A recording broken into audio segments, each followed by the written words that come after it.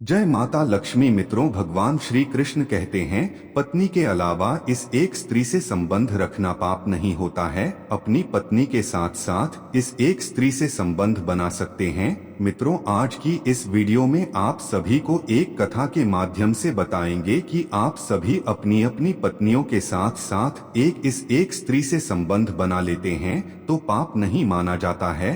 तो मित्रों, आप सभी को कथा को शुरू से लेकर अंत तक देखना होगा और बड़े ध्यान से सुनना होगा, तभी आप सभी को पता चलेगा कि वह कौन सी स्त्री है जिसके साथ प्रत्येक पुरुष अपनी अपनी पत्नियों को छोड़कर उस स्त्री के साथ संबंध बना सकते हैं। मित्रों, स्त्री के द्वारा रचा गया त्रिया चरित्र ना तो कोई जान पाया है और ना ही भविष्य में जान पाएगा, क्योंकि स्वयं भगवान भी स्त्री के त्रिया चरित्र को नहीं समझ पाए हैं। मित्रों, आज हम आपको बताएंगे कि आपकी स्त्री चाहे जितनी भी सी हो, लेकिन इन तीन आचरण वाली स्त्री पर कभी भी विश्वास मत करना, वरना आप जीवन भर पछताएंगे। कलयुग की ज्यादातर स्त्रियां क्यों अपने पति को धोखा देकर पराये पुरुषों के साथ संबंध बनाती है, इसके बारे में भी हम इसी वीडियो में चर्चा करने वाले हैं। तो मित्रों, कथा को पूरा सुनने से पहले अगर आप लोगों ने वीडियो को लाइक नहीं किया तो वीडियो को लाइक कर दीजिए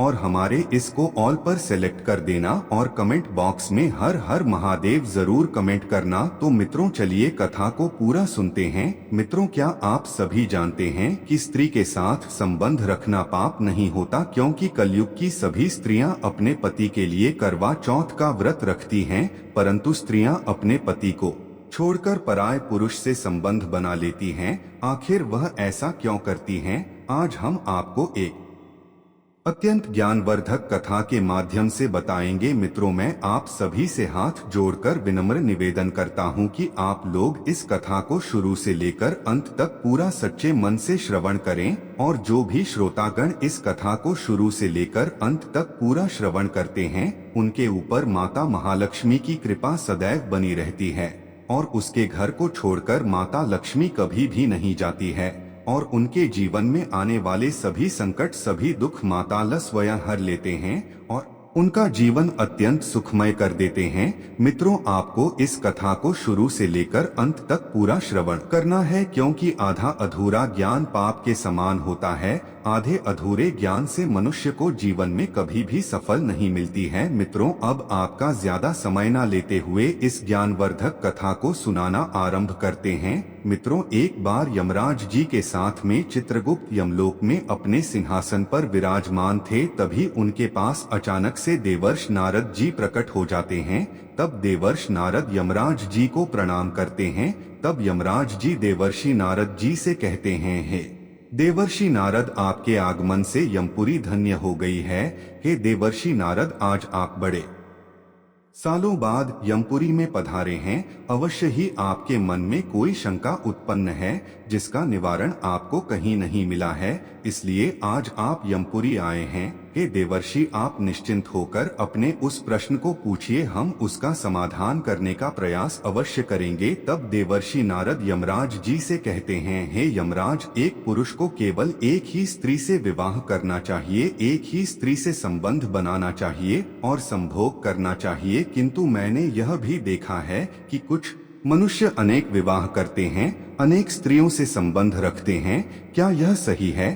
तब यमराज जी देवर्षि नारद जी से कहते हैं, हे नारद, हम आपको इस समस्या का समाधान एक अत्यंत महत्वपूर्ण कथा से देना चाहते हैं, परंतु आपको इस कथा को शुरू से लेकर अंत तक पूरा अवश्य श्रवण करना होगा। तब देवर्षि नारद जी यमराज जी से कहते हैं, हे यमराज, आप निश्चिंत होकर इस कथा को सुनाइए। मैं आपको वचन देता हूँ कि मैं इस कथा को शुरू से लेकर अंत तक पूरा अवश्य श्रवण करूंगा और समस्त लोक में विख्यात भी करूंगा। तब यमराज जी देवर्षि नारद जी को कथा सुनाते हुए कहते हैं, हे नारद, किसी नगर में शिवांश नाम का एक चोर रहता था। वह चोर छोटी मोटी चोरियां किया करता था और उन्हीं चोरियों से अपने परिवार का पालन पोषण करता था, लेकिन उन चोरियों से उसके पास उतना धन इकट्ठा नहीं होता था जिससे कि वह अपने घर का ठीक तरह से गुजारा चला सके। अब उसके मन में एक विचार आया कि मैं चाहे छोटी चोरी करूं या बड़ी चोरी, चोर के पकड़े जाने पर दंड तो मुझे उतना ही मिलेगा।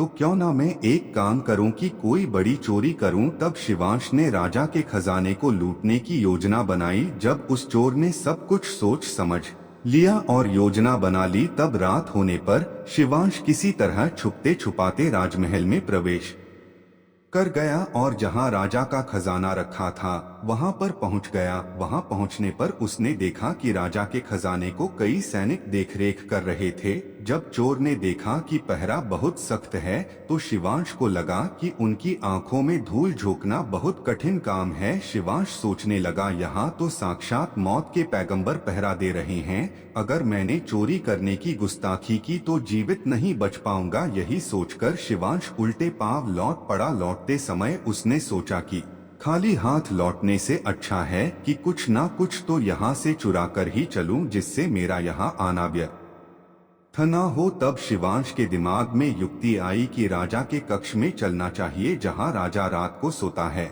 और इस समय राजा अपने कपड़े उतार कर सो गया होगा। मैं राजा की पोशाक चुरा कर ले आऊंगा और वही पोशाक पहनकर मैं आसानी से कुछ धन चुरा कर यहाँ से निकल जाऊंगा। तब सभी पहरेदार को लगेगा कि मैं राजा हूँ, इसलिए वे मेरे रास्ते में नहीं आएंगे और मेरा काम बड़ी आसानी से बन जाएगा। ऐसा सोचकर शिवांश राजा के कक्ष के पास पहुँच गया। शिवांश ने धीरे से पर्दा हटाकर झांक कर देखा तो अंदर का नजारा देखकर शिवांश हैरान रह गया। उसने देखा कि कक्ष में राजा साहब अपने पलंग पर गहरी निद्रा में सो रहे हैं और उनकी रानी अपने पूरे कपड़े उतारे हुए अर्धनग्न अवस्था में पलंग पर बैठी हुई थी। शिवांश ने रानी को जागता देखा तो शिवांश के हाथ पैर फूल गए। वह एक दीवार से सटकर खड़ा हो गया। वह रानी के सो जाने का इंतजार करने लगा। काफी देर के बाद उसने फिर पर्दा हटाकर देखा कि देखे रानी अभी तक सोई है या नहीं, क्योंकि जब रानी सो जाए तो राजा की पोशाक चुराई जा सकेगी। शिवांश ने देखा कि रानी उसी तरह अभी भी बैठी जाग रही थी। यह देखकर शिवांश कुछ ज्यादा ही घबरा गया। हड़बड़ में बाहर उस चोर के हाथ से एक गुलदस्ता गिर गया। गुलदस्ता गिरने की आवाज सुनकर राजा तो नहीं जागा, लेकिन रानी तुरंत तलवार लेकर बाहर आ गई। उसने वह तलवार शिवांश की गर्दन पर रख दी और बोली, कौन है तू और यहाँ किस लिए आया है? सच सच बता वरना तुम्हारा सर अभी कलम कर दूंगी। मित्रों, शिवांश डर के मारे पसीना पसीना हो गया। वह हाथ जोड़कर गिड़गिड़ा हुए बोला, रानी साहिबा मेरी जान बख्श दीजिए। मैं एक गरीब चोर हूँ और चोरी करने के उद्देश्य से मैं यहाँ आया था। मैं इधर उधर छोटी मोटी चोरी करके अपने परिवार का पालन करता हूँ। आप मुझे मार दोगी तो मेरे बच्चे अनाथ हो जाएंगे। मैं वचन देता हूँ कि इस बार मुझे छोड़ दो। मैं कभी इधर मुड़कर भी नहीं देखूंगा। मेरे छोटे छोटे बच्चों पर रहम करो। शिवांश को अत्यंत भयभीत और गिड़गिड़ा हुआ देखकर रानी ने शिवांश को माफ कर दिया और बोली, सुन, तुझे मैं एक शर्त पर छोड़ सकती हूँ। मैं इस समय काम वासना से पीड़ित हूँ। अगर तू मेरे साथ शारीरिक संभोग करेगा तो मैं तुझे यहाँ से जाने दूंगी। अगर तूने ऐसा नहीं किया तो मैं तेरा सर काट दूंगी। रानी की अनोखी शर्त सुनकर शिवांश और भी ज्यादा घबरा गया। कहने लगा, रानी जी, यह आप क्या कह रही हो? जरा थोड़ा तो लिहाज करो। मैं एक चोर हूँ और आप इतने बड़े राज्य की महारानी हो। हमारा मिलन कैसे हो सकता है? मेरी क्या औकात जो मैं तुम्हारे साथ ऐसा करूं? मेरे लिए तो यह सोचना भी गुनाह है। रानी बोली, मैं कुछ नहीं सुनना चाहती। अगर तुझे अपनी जान प्यारी है तो मैंने जैसा कहा है वैसा कर, वरना मरने को तैयार हो जा। मित्रों, रानी का ऐसा प्रस्ताव सुनकर शिवांश की जान हलक में अटक गई। वह सोचने लगा, आज मैं बहुत बड़ी मुसीबत में फंस गया हूँ। यदि मैं रानी की बात नहीं मानता हूँ तो भी मारा जाऊंगा और मानता हूँ तो भी मारा जाऊंगा। आज तो मेरा मरना पक्का है। शिवांश बहुत बड़ी दुविधा में पड़ा था। शिवांश ने सोचा कि अब मैं क्या करूं। आखिरकार उसने रानी के साथ संभोग करने की बात स्वीकार कर ली और बोला, रानी साहिबा, मुझे 2 मिनट की मोहलत दे दो। मुझे बहुत जोर की पेशाब लगी है। पहले मुझे पेशाब करने दो, उसके बाद में आप जैसा कहोगी वैसा करने को तैयार हो। रानी ने तुरंत इशारे से पेशाब खाने को बता दिया। चोर चला गया और रानी वहीं खड़ी होकर उसके लौटने की प्रतीक्षा करने लगी। शिवांश ने रानी की नजर से बचकर वहां से भाग निकला। भागते भागते जब वह द्वार पर पहुंचा तो द्वार का जो चौकीदार था उसने उस चोर को पकड़ लिया। पहरेदार ने भी उस चोर से बड़े सख्त लहजे में पूछताछ की। उसने पहरेदार को सारी बात सच सच बता दी कि मैं एक चोर हूं और यहाँ पर चोरी करने आया था। रानी ने मुझे पकड़ लिया और रानी ने मुझे छोड़ने के बदले में एक शर्त रखी है कि वह मुझे तभी छोड़ेगी जब मैं उसके साथ शारीरिक संभोग करूंगा। इसीलिए मैं पेशाब का बहाना बनाकर वहां से भाग आया हूं। जब पहरेदार ने चोर की बातें सुनी, शिवांश उसी तरह गिड़गिड़ाकर पहरेदार से भी छोड़ देने का आग्रह करने लगा। पहरेदार बोला, देख भाई, हम तुझे एक शर्त पर जाने दे सकते हैं और मेरी शर्त यह है कि तुम्हें फिर से रानी के पास लौट कर जाना होगा और रानी से कहना होगा कि मैं तुम्हारे साथ शारीरिक संभोग करने के लिए तैयार हूं, किंतु उससे पहले तुम्हें अपने हाथ से राजा को मारना होगा। उसके बाद हम तुम्हें जाने देंगे। पहरेदार की यह शर्त शिवांश को और भी ज्यादा कठिन लगी। शिवांश ने सोचा, अगर पहले ही मैं रानी के साथ संभोग कर लेता तो वैसे तो प्राण बच भी सकते थे, परंतु अब नहीं बचेंगे। अगर रानी से मैंने यह बात कही तो वह मेरा सर काट देंगी। अब तो शिवांश को चारों तरफ मौत ही मौत दिखाई दे रही थी। वह चाहे इधर जाए या उधर, उसको तो कटना ही कटना है। अब शिवांश विवश हो गया तो मजबूर होकर शिवांश पीछे को लौट गया और रानी के पास जाकर बोला, रानी साहिबा, हम तुम्हारे साथ शारीरिक संभोग तो करेंगे, लेकिन मुझे एक बात का डर है।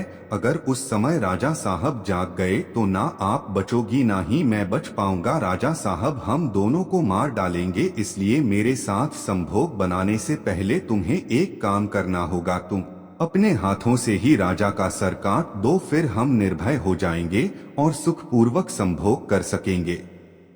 अगर तुम इतना काम कर सको तब तो मुझे तुम्हारी शर्त मंजूर है, वरना मैं तुम्हारे हाथों से मरना उचित समझूंगा। आप मुझे मार दीजिए। रानी काम वासना में वशीभूत थी। रानी शिवांश से कहने लगी, ठहरो, यह कितनी बड़ी बात है, मैं अभी राजा साहब को मौत के घाट उतारे दे रही हूँ। इतना कहकर रानी ने दोनों हाथों से तलवार पकड़ी और सोते हुए अपने पति की गर्दन को काट दिया। कहते हैं ना, जिनका मन काम वासना के वशीभूत होता है वे उस समय अंधे हो जाते हैं। वे उस समय अपने सबसे प्रिय मनुष्य की मृत्यु भी कर सकते हैं, कुल का विनाश भी देख सकते हैं, खुद को बंधन में भी डाल सकते हैं। उस समय वे काम वासना में अंधे होते हैं। कहते हैं रानी ने जब अपने हाथों से अपने ही पति को मार डाला तो राजा के रक्त से पूरा कक्ष लाल हो गया। राजा के रक्त से रानी भी भीग गई थी। इतना भयंकर मंजर देखकर रानी कुछ देर के लिए बेहोश हो गई। उसी समय शिवांश को मौका मिल गया, वह वहां से तुरंत ही भाग निकला। इधर सुबह राजमहल में हंगामा हो गया कि किसी ने राजा को मार डाला है, मगर राजा को मारने वाले का कोई पता नहीं चल पा रहा था। सब लोग बड़े आश्चर्य में थे कि सोते हुए राजा को कौन मार गया। इधर रानी भी दहाड़ मार मार कर रो रही थी। इस रहस्य को पूरे राजमहल में केवल एक पहरेदार ही जानता था कि रानी और उस चोर में से किसी एक ने ही राजा को मारा है, परंतु उसने इस बात की चर्चा किसी से भी नहीं की। इधर राजा की अंतिम संस्कार की क्रिया की तैयारी पूरी हो चुकी थी। उधर रानी ने घोषणा की कि वह अपने राजा के साथ सती होना चाहती है। यह जानकर रानी पर किसी ने और भी संदेह नहीं किया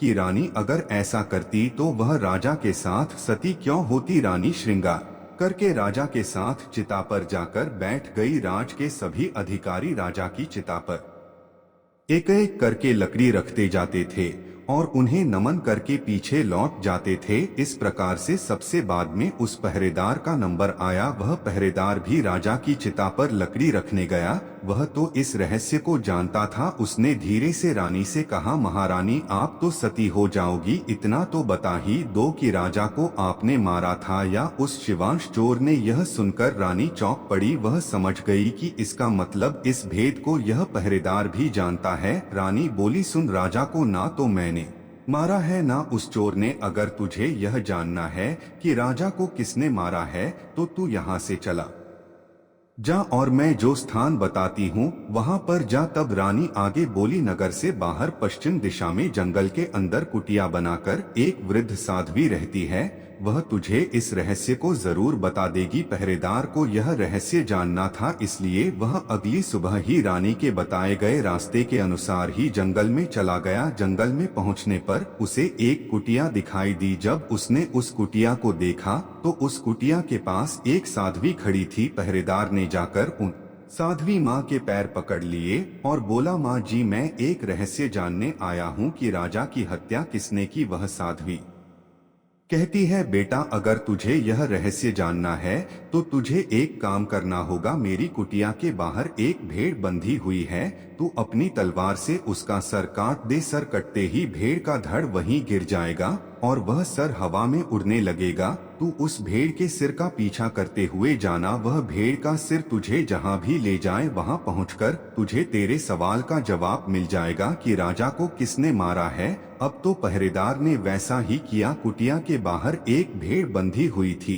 पहरेदार ने अपनी तलवार से उस भेड़ का सर काट दिया। सिर कटते ही वह सिर हवा में उड़ने लगा। सिर उड़ता हुआ उस पहरेदार को एक भयंकर वन के बीच ले गया। उस वन में गुफा बनी हुई थी। उस गुफा के द्वार पर जाकर वह सिर उतर गया। पहरेदार सोचने लगा कि इस जंगल में ना तो कोई मनुष्य मालूम पड़ रहा है, यहाँ भला मुझे कौन राजा की मौत का रहस्य बताएगा। वह गुफा के द्वार पर खड़ा खड़ा यही सोच रहा था। वह गुफा एक बड़े ही भयानक राक्षस की थी। वह राक्षस अपनी बेटी के साथ उसी गुफा में रहता था। रात हो चुकी थी। राक्षस उस समय अपने भोजन की तलाश में कहीं बाहर गया हुआ था। गुफा के अंदर केवल उसकी बेटी मौजूद थी। इधर जब राक्षस कन्या को किसी मनुष्य की गंध मालूम पड़ी तो वह द्वार पर निकलकर आई और उसने देखा कि एक नौजवान गुफा के बाहर द्वार पर खड़ा है। राक्षस कन्या ने सोचा कि यह कोई मनुष्य मालूम पड़ता है। अगर मैंने इसे मारकर खा लिया तो मेरे एक समय की भूख मिट पाएगी, और अगर मैंने इसे जिंदा रखा तो यह नौजवान मेरे बहुत काम आएगा। राक्षस कन्या ने तुरंत एक बहुत सुंदर लड़की का रूप धारण कर लिया और उसके सम्मुख पहुंच गई। इतनी सुंदर स्त्री पहरेदार ने पहले कभी नहीं देखी थी। वह पहरेदार उसे देखते ही उस पर मुग्ध हो गया। लड़की भी उसे अपने रूप से मोहित करने के लिए ही आई थी। राक्षस कन्या उसे अपनी गुफा में बुलाकर ले गई और उसके साथ खूब संभोग किया। इधर जब राक्षस के आने का समय हुआ तो उस राक्षस की लड़की ने उसे मक्खी बनाकर दीवार पर चिपका दिया। राक्षस ने उस लड़की से पूछा कि बेटी, मुझे किसी मनुष्य की गंध मालूम पड़ रही है। मुझे लगता है कि कोई चोर हमारी गुफा में घुस आया है। तब बेटी बात बनाती हुई बोली, पिताजी, कैसी बात कर रहे हो? हमारे होते हुए कौन मनुष्य यहाँ आने की हिम्मत करेगा? मैं तो उसे कच्चा चबा जाऊंगी। इस तरह उसने राक्षस को उल्लू बना दिया। अब तो वह राक्षस कन्या रोज उसे रात होने पर पुरुष बना लेती थी और उसके साथ बहुत रात तक बातें करती थी और शारीरिक संबंध भी बनाती थी और दिन निकलने पर मक्खी बनकर दीवार पर चिपका देती थी। इस प्रकार पहरेदार को राक्षस की गुफा में रहते रहते काफी दिन बीत चुके थे। उसे अपने घर की बच्चों की याद आती थी, पर वह उस राक्षस कन्या के चंगुल से नहीं निकल पा रहा था। एक दिन उसे मौका मिल गया। वह किसी तरह रात में वहां से भाग निकला और भागते भागते कई दिनों के बाद वह अपने नगर पहुंच गया। अपने बच्चों से मिलकर वह बहुत प्रसन्न हुआ और वह सोचने लगा, अच्छा हुआ जो मैं वहां से चला आया, ना जाने कब तक वह अप्सरा मुझे मक्खी बनाकर वहां रखती। इस प्रकार पहरेदार को अपने घर पर रहते काफी वक्त गुजर गया। एक दिन उसे फिर उसी लड़की की याद आई। अब तो दिन रात वह उस लड़की के ख्यालों में खोया रहता था। उसकी सुंदरता को याद करके उससे मिलने की इच्छा करता था। अब तो उसके बिना ना उसे खाना अच्छा लगता था, ना पीना। हर समय यही सोचता था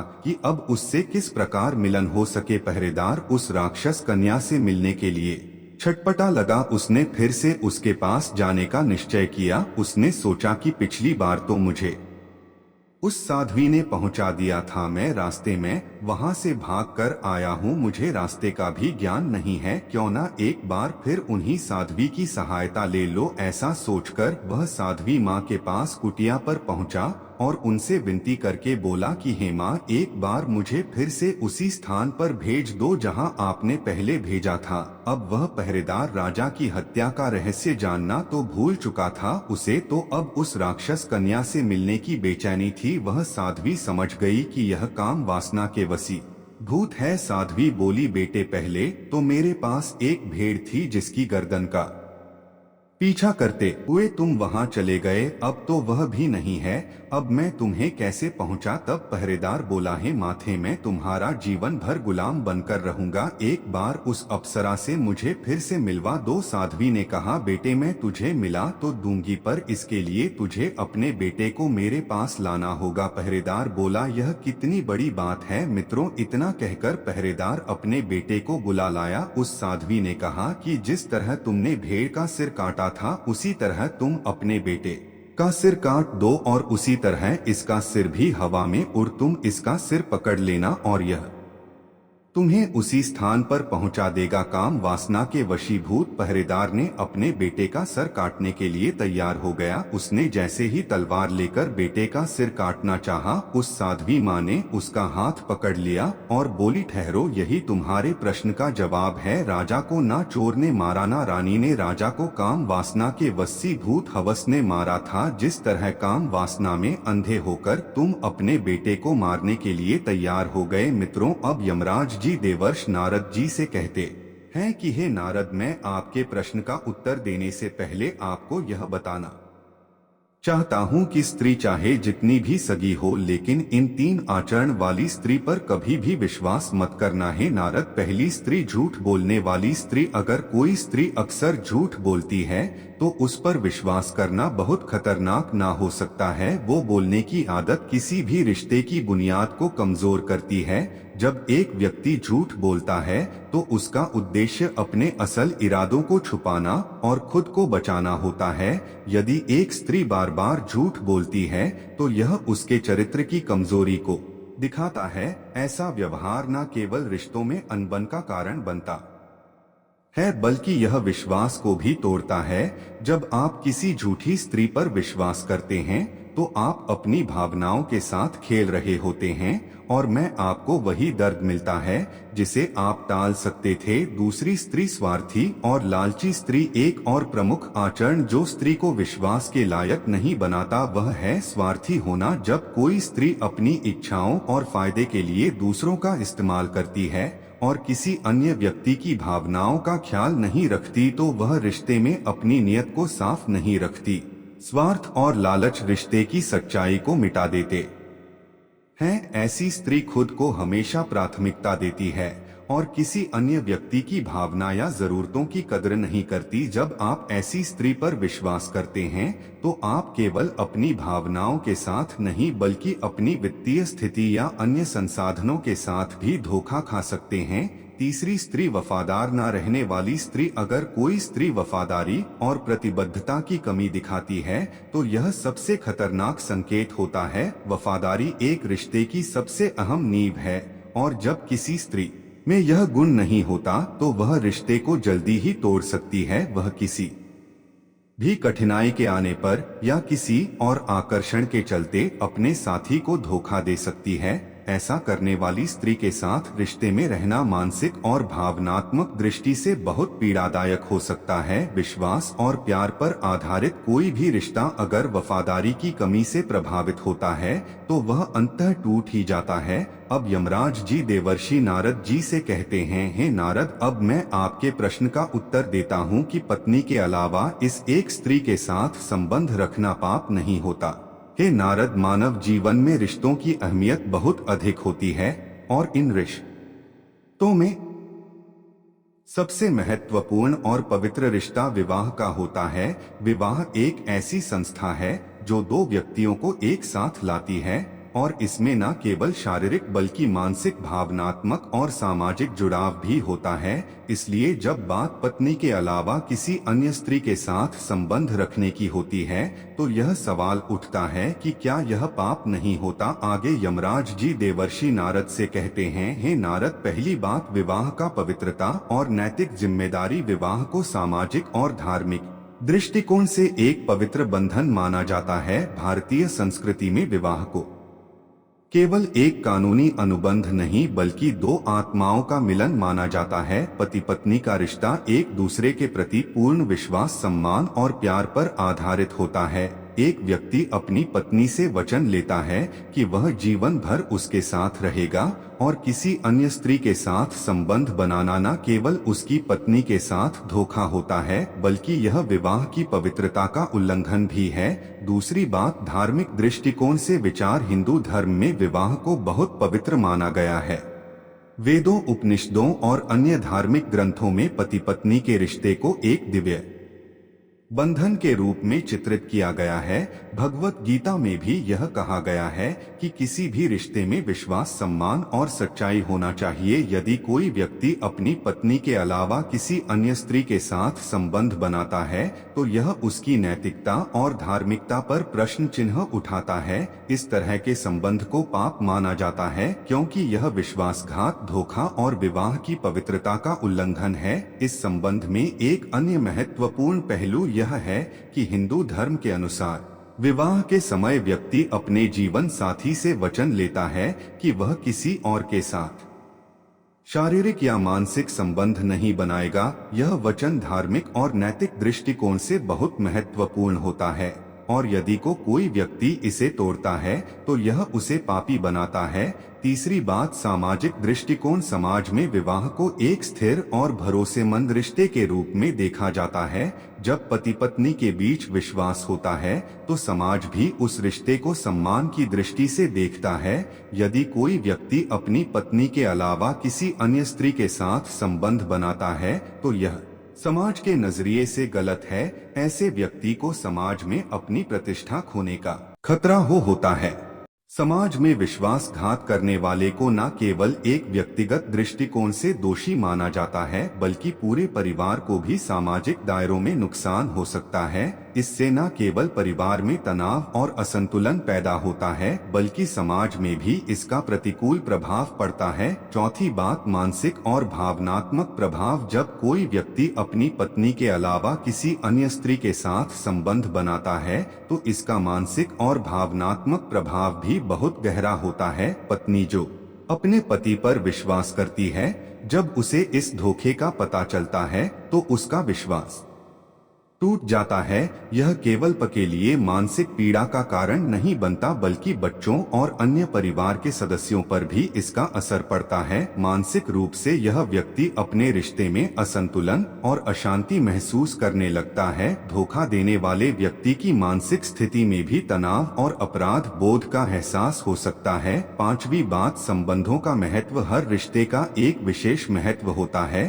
पति पत्नी का संबंध एक दूसरे के साथ जीवन भर का वादा होता है। इस रिश्ते में भावनात्मक और मानसिक जुड़ाव इतना गहरा होता है कि किसी तीसरे व्यक्ति के प्रवेश से वह पूरी संरचना खतरे में पड़ जाती है। किसी और स्त्री के साथ संबंध रखना न केवल पत्नी के लिए बल्कि उस व्यक्ति के लिए भी गलत होता है जो ऐसे संबंध बना रहा होता है। यह संबंधों की सच्चाई और ईमानदारी को नुकसान पहुंचाता है और आत्मसम्मान को भी घटित करता है। मित्रों, पति पत्नी विवाह करते हैं, अगर उन्हें किसी भी संतान की प्राप्ति नहीं होती है तो वह उस पूर्ति के लिए पुनः विवाह कर सकते हैं। वहां पर पत्नी के अलावा इस एक स्त्री के साथ संबंध रखना पाप नहीं होता है। मित्रों, आपको यह कथा कैसी लगी नीचे कमेंट बॉक्स में कमेंट करके जरूर बताना। तो मित्रों, अगर आप सभी को यह वीडियो पसंद आई हो तो वीडियो को लाइक कर देना। और मित्रों, अगर आप लोगों ने अभी तक चैनल को सब्सक्राइब नहीं किया है तो चैनल को सब्सक्राइब कर लीजिए, बेल आइकन को ऑल पर सेलेक्ट कर देना ताकि मित्रों हमारी वीडियो आप तक पहुंचती रहे। तो मित्रों, मिलते हैं अगली वीडियो में किसी पौराणिक कथा के साथ। तब तक के लिए राधे राधे।